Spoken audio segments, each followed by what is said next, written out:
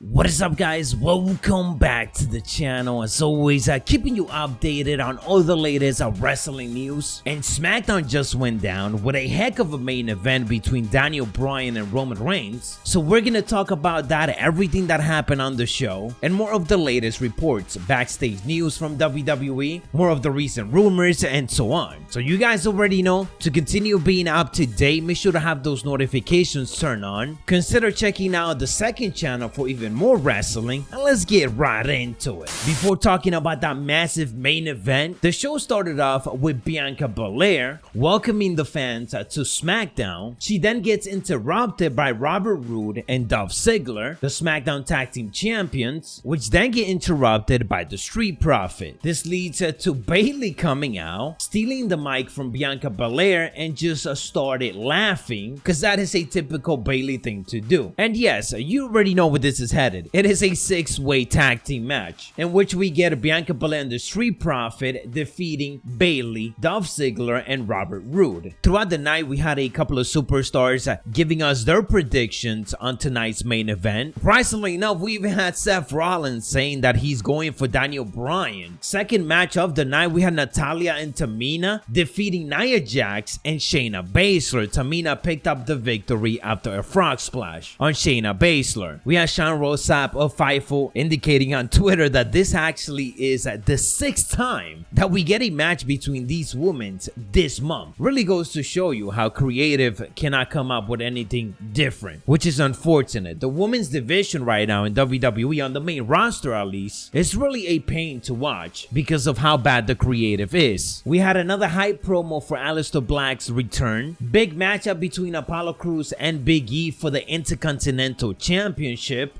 Big E picked up the victory on this one, but it was by disqualification, so Apollo Crews is still holding the title. Commander Aziz was the one causing the disqualification, leading to Kevin Owens coming out and confronting him, then leading to Sami Zayn also coming out and attacking Kevin Owens. So everybody wants the Intercontinental Championship right now, which is awesome. Feels like they're building all of this up for some type of ladder match. I mean, they already got a lot of the superstars involved in it, so they might as well do it. And WrestleMania Backlash sounds like a good spot for it, honestly. Give us a bit of a taste right before we get Money in the Bank pay-per-view. We had Paul Heyman in a backstage interview hyping up the main event, which is up next. We got that Universal Championship match, Roman Reigns versus Daniel Bryan. Roman Reigns actually debuted brand new music tonight, and all I can say about it is that it hits different. Like the tagline for WWE 2K22. Is it better than the Shield? No. Is it bad? Not necessarily. I think as soon as we start hearing it a little bit more, we are gonna get into it more. It's just sad though, because nothing is gonna beat that Shield entrance. Nonetheless, to start off this main event, we had Daniel Bryan running in hot with the running knee, laying out Roman Reigns for a bit, and this was a matchup that started 40 minutes before the show went off the air. So WWE went all out to give these superstars as much time as possible. Throughout the match, we had some pretty cool spots like Roman Reigns going through the barricade after missing a spear to Daniel Bryan. A lot of back and forth and near finishes. Daniel Bryan was obviously bringing it, and since Roman Reigns became a heel, nobody has gotten this amount of offense on him. So much like the Fastlane pay-per-view match, Daniel Bryan made us believe. In the end though, after believing so much, it didn't really matter because our Roman Reigns was the one picking up the victory with the guillotine. Again, great back and forth, even towards the last second. Daniel Bryan was close to winning it. All of this now means that Daniel Bryan is gone from SmackDown. Will he be reinstated in the future? Is he gonna show up on Monday Night Raw? There's definitely a lot of possibilities right now. Or will he show up in another company by the end of the year? Because as we know, he is negotiating a brand new contract with WWE right now. Roman wasn't done there just yet, because after defeating Daniel Bryan, he tried to do the concerto, but out comes Cesaro, delivers a massive uppercut, literally taking Roman Reigns to the outside. Unfortunately though, Jey Uso was there, so Jey Uso managed to attack Cesaro from behind, locked him up by the ropes, and forced him to see Daniel Bryan get concertoed by Roman Reigns. An awesome main event, and honestly, this is the type of wrestling matches that I want to be seeing on a weekly basis on Raw and SmackDown. It's what makes the show more watchable. watchable. This was main event quality type of match right here. There were so many emotions and it was just such a great match. You could feel the importance of it. Nonetheless, guys, let me know your thoughts down in the comments below in regards to this week's SmackDown. Switching it over to the latest wrestling news coming out of SmackDown, we ended up learning that next week's episode is going to be a special one, as it will be a throwback edition of WWE SmackDown. During this week's show, WWE aired a commercial that featured the original SmackDown logo that was first used in 1999. WWE has done throwback quote-unquote old school shows in the past with legends from the past being brought in. Based on the commercial that aired though, no big return was confirmed, and although a lot of fans are already wanting to see some of the classic things return, like the old school SmackDown fist for the stage, it doesn't really look like WWE is gonna go that route, and instead it looks like they're simply going to be using the old school graphics, but definitely expecting some legends to appear throughout the show, much like they ended up doing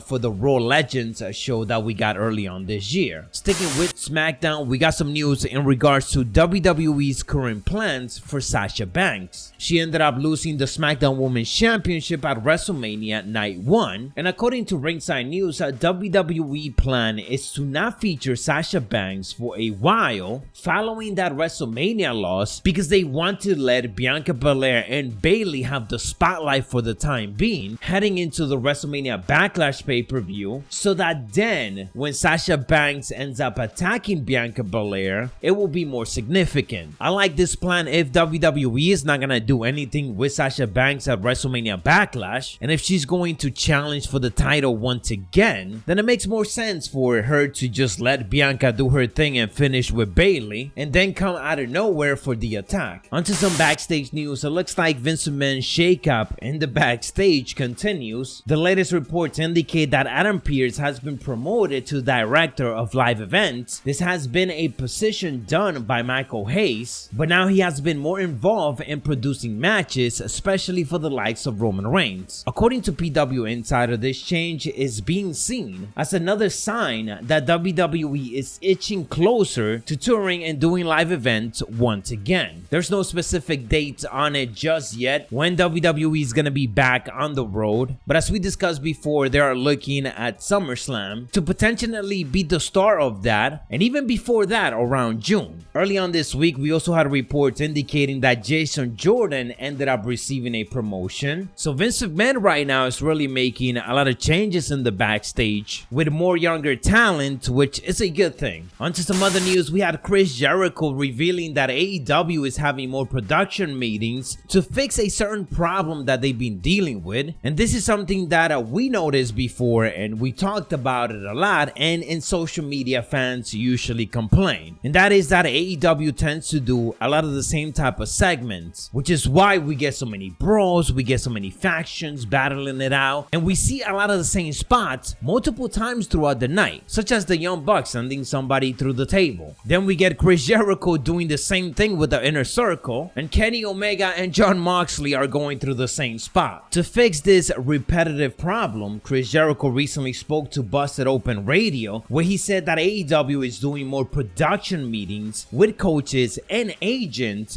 before AEW Dynamite go on air, to make sure that they don't end up repeating themselves in the course of the episode of the 2-hour broadcast. Again, this is a really good thing because we don't want to see the same spots being done every 30 minutes and so on, simply because the other superstars are not too sure what other talents are going to be doing throughout the night. So now all of these meetings are going to help out with that, keep everyone in tune with a lot of the things that are going to be happening, so that there's some extra variety. And last but not least, we got the latest in regards to the Raw Tag Team Champions and why they haven't been on Monday Night Raw. And the answer seems to be very simple, and it's typical WWE answer. The Wrestling Observer Radio ended up indicating that everyone is available to be used on Monday Night Raw, and everyone who has been missing is simply because they haven't had anything written for them. That will apply to the Raw Tag Team Champions, AJ Styles and Omos. It is worth mentioning though that the tag team champions would be returning on this upcoming Monday Night Raw, and they ended up hinting in the bump that they're gonna pick up where they left off, and that is against the New Day, because they know that the New Day is probably gonna want a rematch, so they're ready for it. Anyways guys, that is all the latest wrestling news and everything that went down on SmackDown. If you enjoy or found it informative, don't forget to elbow drop it and hit those notifications to continue being up to date on all the latest WWE and AEW news. I'll catch you guys on the next one, so stay savage.